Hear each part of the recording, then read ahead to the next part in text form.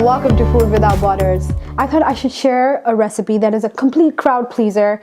From kids to adults, everybody loves it. You can store it in your refrigerator for nearly 30 to 35 days, and it's my butterscotch sauce.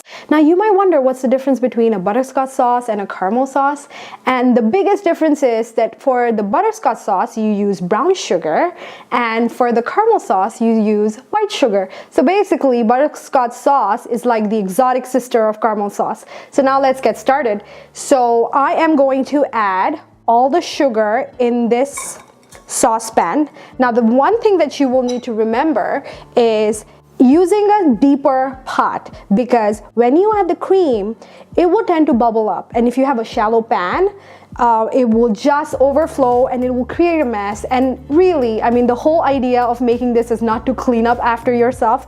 So now I am going to turn on the flame to a medium. And I'm not going to fiddle with this. I am just going to watch it melt, and when it turns into a beautiful amber color, I will tell you what to do with it. If you're new to making butterscotch sauce, try using the light brown sugar, because you can actually watch it turn into a darker color.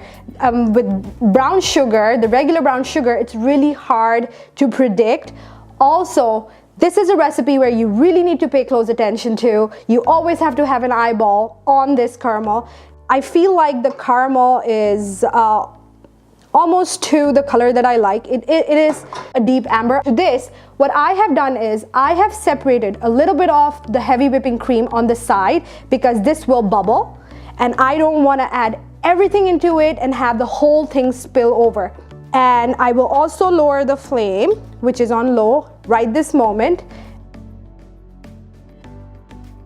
I always like to use a measuring cup or something that I have a better control over. If I use a bowl like this, it will spill and then you are busy cleaning it and your caramel is burning.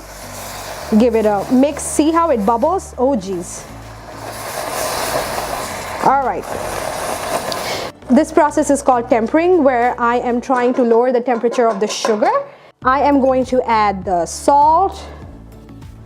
I like a lot of salt, the butter, and the rest of the cream. Give it a good mix.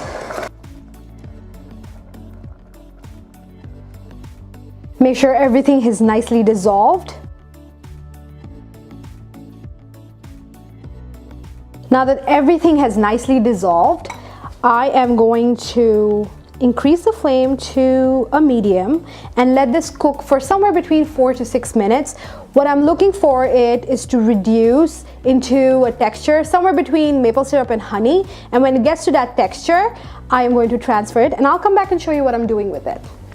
So folks, this is done. I am going to add the vanilla bean paste, and I love using vanilla bean paste in this because you can see the vanilla pod, the seeds of the vanilla through the butterscotch sauce, and it's so beautiful.